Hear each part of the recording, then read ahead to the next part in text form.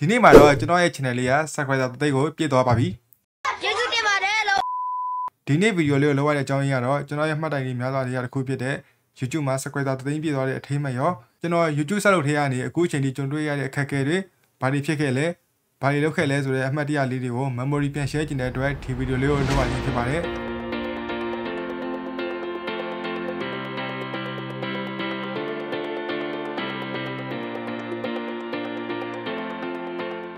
ကျွန်တော်ဒီ YouTube channel လေးကိုစပြီးဖွင့်ခဲ့တာက2020ခုနှစ် February လတည်းကကျွန်တော်ဖွင့်ခဲ့တာတခြားတော့ဘာမှမဟုတ်ဘူးကျွန်တော်ဒီ YouTube channel လေးဖွင့်ပြီးတော့ကျွန်တော်ရေးထားတဲ့ဗီဒီယိုတွေတင်မယ်ဆိုပြီးပဲကျွန်တော်ဖွင့်လာတာအခုလိုမျိုးကျွန်တော်ဗီဒီယိုလေးမရိုက်သေးဘူးဘာလို့လဲဆိုတော့ကျွန်တော်ကကင်မရာနောက်ကွယ်မှာပဲကျွန်တော်အဆင်ပြေတာကျွန်တော်ကင်မရာရှေ့မှာစကားပြောဖို့ကကျွန်တော်အလုံးဝအဆင်မပြေတဲ့လူတယောက်ကျွန်တော်စကားပြောတာတအားမြန်တယ်ပြီးတော့စကားကိုကျွန်တော်လိတ်ဝိုင်းစကားနောက်ဆုံးကြရင်တိတ်ပြီးတော့ကျွန်တော်စကားပြောတာအဆင်မပြေတဲ့လူတယောက်ဒါတော့မှအခုမနေ့ထိန်းပြီးပြောနေတာအဲ့ဒါကျွန်တော်မျိုးစုံကျွန်တော်ပြင်တယ်အဆင်မပြေဘူးကျွန်တော်ရဲ့ဗီဇကိုကစကားပြောမြန်တာစကားပြောရင်လိတ်တာအဲ့လိုဖြစ်နေတာပေါ့နော်အဲ့အတွက်ကျွန်တော်ကစကားပြောရတာအဆင်မပြေတဲ့အတွက်ကျွန်တော်ဒီလိုမျိုးကင်မရာရှေ့မှာစကားပြောဖို့ဆိုတာကျွန်တော်တို့ခက်ခဲတယ်ပေါ့ဗျာအဲ့လိုမျိုးကျွန်တော်အခုလိုမျိုးကျွန်တော်ဗီဒီယိုတွေလုပ်ဖို့အတွက်ကကျွန်တော်အဆင်မပြေဘူးပေါ့နော်စိတ်ကူးလည်းမရှိဘူးလုပ်ဖို့ဆိုတ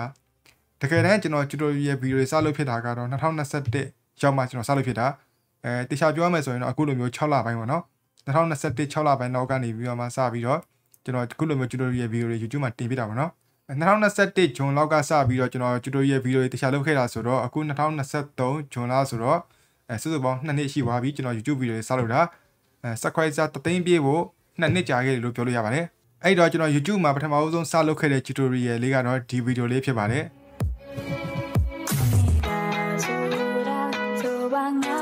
A few moments later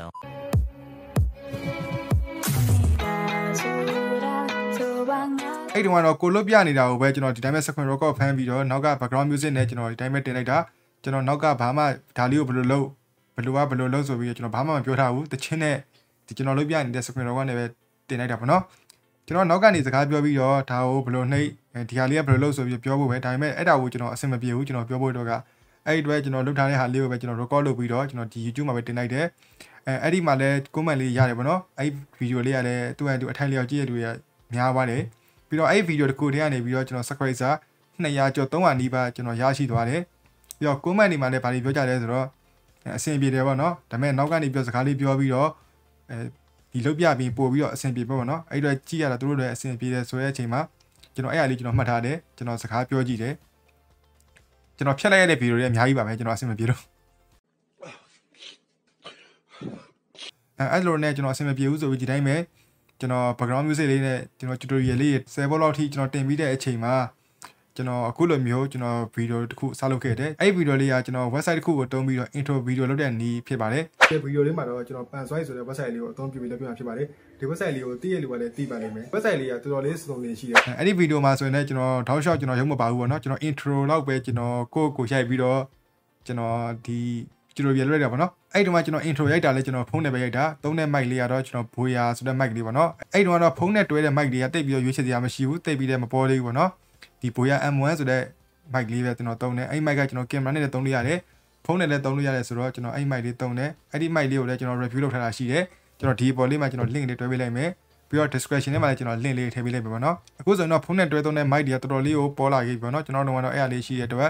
အဲ့တုန်းကတော့ကျွန်တော်ဒီ BOYA mic လေးနဲ့ပဲကျွန်တော်တော်တော်များများဗီဒီယိုလုပ်ဖြစ်ခဲ့တယ်အဲ့ဒီ mic လေးကလည်းကျွန်တော်တော်တော်ကြီးကိုအကျိုးပြုခဲ့တဲ့ mic လေးဖြစ်ပါတယ်အဲ့ဒီ intro video လုပ်နေဆိုတဲ့ဗီဒီယိုလေးကလည်းအခုဆိုရင် view 1000ကျော်သွားခဲ့ပြီအဲ့ဗီဒီယိုကနေပြီးရဲကျွန်တော် subscriber 500လောက်ထိကျွန်တော်ထည့်ရခဲ့တယ်အဲ့ဒီတင် meeting မှာပဲเนาะကျွန်တော်က subscriber 1000ကအရင်ပြည့်တာကျွန်တော် subscriber 1000ပြည့်ပြီးတော့မှကျွန်တော် watch hour 4000ပြည့်တာပေါ့เนาะအဲ့ YouTube လုပ်မယ်ဆိုရင်သူကတော့ subscriber 1000နဲ့နိုင်4000တောင်းတယ်ပေါ့เนาะအဲ့တုန်းကတော့အခုဆိုရင်ကျွန်တော် short view တွေပါထည့်ပြီးတော့ပေါင်းတယ်ပေါ့เนาะအဲ့တုန်းကတော့ကျွန်တော်နိုင်4000နဲ့ subscriber 1000ပဲတောင်းတယ်ကျွန်တော်က subscriber ရင်ပြည့်တာနိုင်4000ကကျွန်တော်နောက်မှပြည့်တာပေါ့เนาะsubscriber 1000ကကျွန်တော်3လလောက်နဲ့ကျွန်တော်ပြည့်တယ်ပေါ့ဗျာနိုင်4000ကျွန်တော်4လလောက်စောင့်ရတယ်စုစုပေါင်းထားပါအောင်ကျွန်တော်6လပိုင်းလောက်ကကျွန်တော် tutorial တွေစလုပ်တယ်ကျွန်တော် monetization စအောင်တာကကျွန်တော်10လပိုင်းမှာစအောင်တာအဲ့ဒီတော့ကျွန်တော် short တာတော့ကျွန်တော်မနေ့ပိုင်း short တာပေါ့နော်ကျွန်တော်မနေ့ပိုင်းကျွန်တော်8နာရီ9နာရီတော့ကျွန်တော် short လိုက်တာ ဟိုရှောက်ပြီးတဲ့ကိုအားတဲ့အချိန်ကကျွန်တော်8နာရီ9နာရီလောက်ဖြစ်တော့ကျွန်တော်အဲ့အချိန်ရှောက်လိုက်တယ်သူကတော့ပြောတာပေါ့တချို့တွေဆိုရင်တစ်ပတ်လောက်ထိစောင့်ရတယ်ပေါ့နော်โอเคပေါ့ကျွန်တော်လည်းရှောက်ထားတယ်ဒါပေမဲ့ည9နာရီလောက်မှာကျွန်တော်ရှိ YouTube ကမေးဝင်လာပါတယ် congratulations ဆိုတဲ့မေးဝင်လာပါတယ်အဲ့ဒီအချိန်တော့ပြောရတဲ့ခံစားချက်ကလေဘလို့ပြောရမှန်းတော့မသိဘူးတိတာအဲ့ဒါ YouTube လုပ်ဖေးလူတွေဆိုရင်သိလိမ့်မယ်အဲ့ဒီမေးကိုမျှော်ရတဲ့ဟာကျွန်တော်မပြောပြတဲ့ဘူးအဲ့လိုခံစားချက်ကြီးကိုကျွန်တော်တော်ပျော်သွားပြီဗျာကျွန်တော်ရဲ့ congratulations ဆိုတဲ့စာ YouTube ကပို့တဲ့စာရောက်တဲ့အချိန်မှာကျွန်တော်တော်တော်ကြီးကိုကျွန်တော်ပျော်သွားတယ်ပြီးတော့အဲ့ short time တစ်နေ့လုံးကလည်းကျွန်တော်စိတ်တွေပူနေတာကျွန်တော်ရပါမလားဆိုပြီးတော့ဘာလို့လဲဆိုတော့ဒီအတိုင်းပဲလေမြန်မာနိုင်ငံဖြစ်နေတာဆိုတော့ကျွန်တော်တို့ကတရားဝင်သူတို့ approve လုပ်ပေးထားတဲ့နိုင်ငံမဟုတ်တဲ့အတွက်ကျွန်တော်အဆင်ပြေချင်မှပြင်ပါလေဒါပေမဲ့ကျွန်တော်ည9နာရီလောက်မှာပဲကျွန်တော် congratulations ဆိုတဲ့ YouTube ကစာရတဲ့ခင်မှာကျွန်တော်တော်တော်ကြီးကိုပျော်သွားတယ်ဒါပေမဲ့အဲ့လောက်ထိလည်းကျွန်တော်မြန်မယ်လို့ကျွန်တော်မထင်ထားဘူးเนาะချို့ဆို2ရက်3ရက်စောင့်ရတယ်ဆိုတော့ဒါပေမဲ့ကျွန်တော်ကတော့1ရက်သေးပဲ1ရက်တော့မကြာပါဘူးကျွန်တော်7နိုင်လောက်နဲ့ကျွန်တော်က YouTube monetization ကျွန်တော်ပွင့်ခဲ့တယ်2021ကတော့အဲ့ဒီဟာလေးပြောတာပါเนาะ2022မှာနည်းနည်းလာမယ် monetization ကကျွန်တော်1ရက်နဲ့ပွင့်သွားရဆိုပေမဲ့ကျွန်တော်အရှိမဗီဒီယိုလုပ်ခဲ့တာကျွန်တော်4လလောက်ကြာတယ်ပေါ့เนาะအဲ့4လတော့ကျွန်တော်ဗီဒီယိုတော်တော်များများလုပ်ခဲ့ရတယ်အဲ့ဒါကိုပြောချင်တာပေါ့เนาะချက်ချင်းရတာတော့မဟုတ်ဘူးပေါ့เนาะအရှိမဗီဒီယိုတွေအများကြီးလုပ်ခဲ့ရသေးတယ်2022ရောက်လာတဲ့အချိန်မှာကျွန်တော်ဒီမိုင်လေးကျွန်တော်ဝယ်ခဲ့တယ်ပေါ့နော်ကျွန်တော်ရဲ့ပထမဦးဆုံး YouTube လာစာနဲ့ကျွန်တော်ကတော့ကျွန်တော်ရဲ့လာစာကြီးကျွန်တော်မပြောချင်ဘူးဗျာဘာဖြစ်လို့လဲဆိုတော့ဒါကကျွန်တော်ရဲ့ဟို privacy ဘာညာလေးဖြစ်တော့ပြီးတော့ကျွန်တော်အဲ့လိုကြီးတဲ့ကိုကဘယ်လောက်ရတယ်ဘာညာဆိုတာကြီးတဲ့ကျွန်တော်မပြောချင်ဘူးဒါပေမဲ့ကျွန်တော်ရဲ့ပထမဦးဆုံး YouTube လာစာလေးကိုတော့ကျွန်တော်ပြောလိုက်မယ်တော်တော်များများလဲကျွန်တော်မေးထားတာဆိုတော့ねကျွန်တော်ရဲ့ပထမဦးဆုံးကျွန်တော် YouTube လေးရတဲ့လာစာကကျွန်တော်မြန်မာငွေ4သိန်းခွဲလောက်ဖြစ်ပါတယ်အဲ့ဒီပတ်စံလေးနဲ့ကျွန်တော်ဒီမိုင်လေးကျွန်တော်ဝယ်တယ်ကျွန်တော်ရဲ့ကွန်ပျူတာလေးကိုကျွန်တော်တချို့ capcut လောက်တာလေးတွေကျွန်တော်လုပ်တယ်ဒါပါပဲကျွန်တော်မာလာရှန်ကောဝယ်စားရပါတော့ကျွန်တော်လည်းကျွန်တော်လာတိုင်းမာလာရှန်ကောဝယ်စားနိုင်အောင်ကျွန်တော်ရဲ့ဗီဒီယိုလေးကို VPN ကြည့်ပြီး support တာဖြစ်ကျွန်တော်လုပ်ပေးလို့ရပါတယ်အဲဆိုကျွန်တော်မာလာရှန်ကောတစ်လားကို2ပွဲ3ပွဲစားလို့ရပါတယ်အခုဝင်နေရတော့ကျွန်တော်တစ်လားကိုမာလာရှန်ကော1ပွဲလောက်ပဲကျွန်တော်စားနိုင်ပါသေးတယ်ဟာရမင်းအဲ့လိုမပြောနဲ့လေကွာ2022ထဲမှာထူးထူးခြားခြားဖြစ်သွားတာတစ်ခုနှစ်ခုရှိတယ်ဗောနော်လာပြီ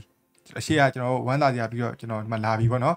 အဲ့ဒါကျွန်တော်ဘာဖြစ်သွားလဲဆိုတော့ကျွန်တော်ရဲ့ဗီဒီယိုကို community guideline strike နဲ့ညှိတယ်ဆိုပြီးတော့ YouTube ကဖျက်ချလိုက်တာပါတွေးမိတယ်ရင်နာတယ်ကွာ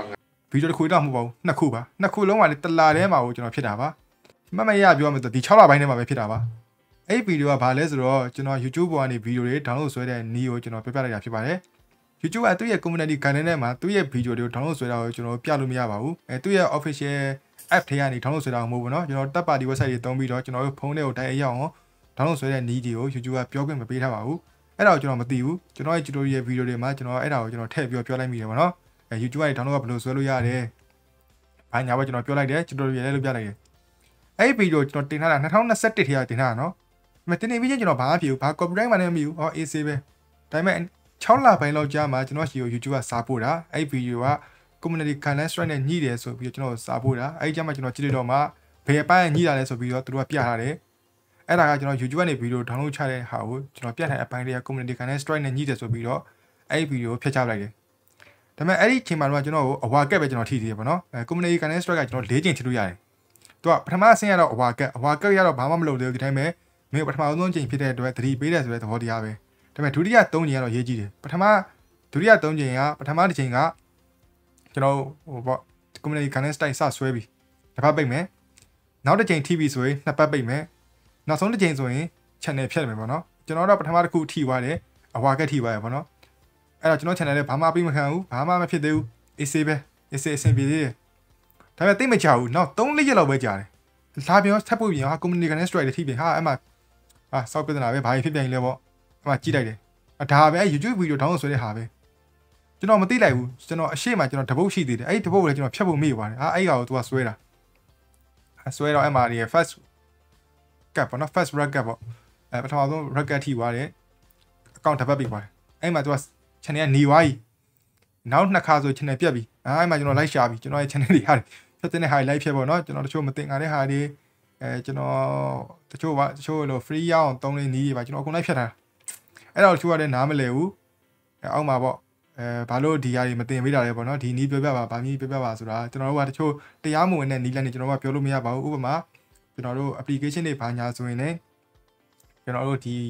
Play Store မှာဝင်တဲ့တခြားအနေဆွဲတဲ့နီးတွေပါဆိုရင်ကျွန်တော်ကပြလို့အဆင်ပြေပေါ့နော်အဲ့ဒါသူတို့ရဲ့ community guideline နဲ့မညီဘူးအဲ့ဒီအကြောင်းတွေကိုလည်းကျွန်တော်ဗီဒီယိုတွေတည်တက်လုပ်ထားတာရှိတယ်အဲ့ဒါတွေကိုလည်းကျွန်တော်ဒီဗီဒီယိုရဲ့ caption ထဲမှာဗီဒီယိုရဲ့ description ထဲမှာကျွန်တော် link တွေထည့်ပေးလိုက်မယ်ပေါ့နော်အဲ့ဒီ လကားတဲ့ application တွေကပါရလဲပြီးတော့ကျွန်တော်ဒီ community guidance strike ထိပါတဲ့အကြောင်းကိုလည်းကျွန်တော်ဗီဒီယိုလုပ်ထားတာရှိတယ်အဲ့ဒါတွေကိုလည်းကျွန်တော်ဒီ description ထဲမှာကျွန်တော် link တွေထည့်ပေးလိုက်မယ်ဗျာဒါကြောင့်မကြည့်ရသေးဘူးဆိုရင်အဲ့ဗီဒီယိုတွေသွားကြည့်လို့ရတယ်ဒါ YouTube လုံးမဲ့လူတွေအတွက်ဒီဗီဒီယိုလေးတွေဒီအကြောင်းအရာတွေကသိထားတင်တယ်ပြီးတော့ YouTube လုံးမဲ့လူတွေအတွက်လည်းကျွန်တော်ကြုံခဲ့တဲ့အခက်အခဲတွေကျွန်တော်အမှားတွေအကြောင်းကိုကျွန်တော်ဗီဒီယိုလေးနဲ့ကျွန်တော်ပြောပြဖို့လည်းရှိပါသေးတယ်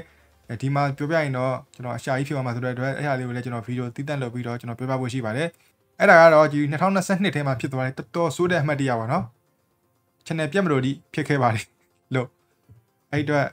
ဒါလေးကတော့တို့ရဲ့အမှတ်တရလေးတစ်ခုပေါ့နော်ပြီးတော့ကျွန်တော်2022ထဲမှာကျွန်တော်ဗီဒီယိုတင်လိုက်ကျွန်တော်ပျောက်သွားလိုက်ပျောက်သွားတာမှကျွန်တော်2လ3လအထိကျွန်တော်အကြာဆုံးပျောက်သွားတဲ့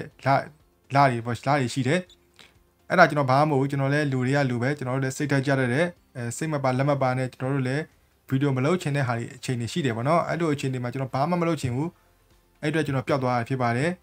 ဒါပေမဲ့ကျွန်တော်ပြန်လာနိုင်ခဲ့ပါတယ်ဒီ YouTube channel လေးလောက်တာကြောင့်ပဲကျွန်တော်အသိတွေပို့ရလာတယ်ကျွန်တော်ရိုက်ကူးရေးတွေကျွန်တော်နေတွေပိုင်းခီးသွားတဲ့ခါကျရင်ကျွန်တော်ကိုသိရလူတွေရှိလာတယ်ကျွန်တော်ကိုပွဲတွေမှာ YouTube လုပ်တဲ့ကိုလားညီလားဆိုပြီးကျွန်တော်လာနှုတ်ဆက်ကြလူတွေရှိတယ်ပြီးတော့ကျွန်တော်ရဲ့ tutorial ဗီဒီယိုလေးအကြောင်းပဲအဆင်ပြေသွားကြလို့ကျွန်တော်မဟုတ်ပေးကြလဲကျွန်တော်လက်ခံရရှိခဲ့ဘူးတယ်ပြီးတော့ကျွန်တော်ကိုအသိမဲ့ပြတဲ့ comment လေးတွေဖတ်ရတဲ့အခါမှာလည်းကျွန်တော်တကယ်ကိုဝမ်းသာပျော်ရွှင်မိပါတယ်ကျွန်တော် YouTube စလုပ်တဲ့အချိန်ကနေပြီးတော့အခုချိန်2နှစ်အတွင်းအတူတူရှိပေးကြတဲ့အကုန်လုံးကိုလည်းကျေးဇူးတင်ပါတယ် subscribe လုပ်ပေးကြတဲ့လူတဦးတယောက်ချင်းစီကိုဗီဒီယိုကြည့်ပေးကြတဲ့လူတယောက်ချင်းစီကိုကျွန်တော်ကျေးဇူးအထူးတင်ရှိပါတယ်ဒီဗီဒီယိုလေးကတော့ကျွန်တော်ရဲ့ channel လေးတသိန်းပြေသွားတဲ့အထိမ်းအမှတ်အနေနဲ့ကျွန်တော်ရဲ့ memory တွေကိုပြန် share တဲ့ဗီဒီယိုလေးဖြစ်ပါတယ်အခုချိန်ဒီ support ပေးကြတဲ့လူတဦးတယောက်ချင်းစီကျေးဇူးတင်ပါတယ်အားလုံးပဲတက်တာပါခင်ဗျနောက်ဗီဒီယိုမှာပြန်တွေ့ပါမယ်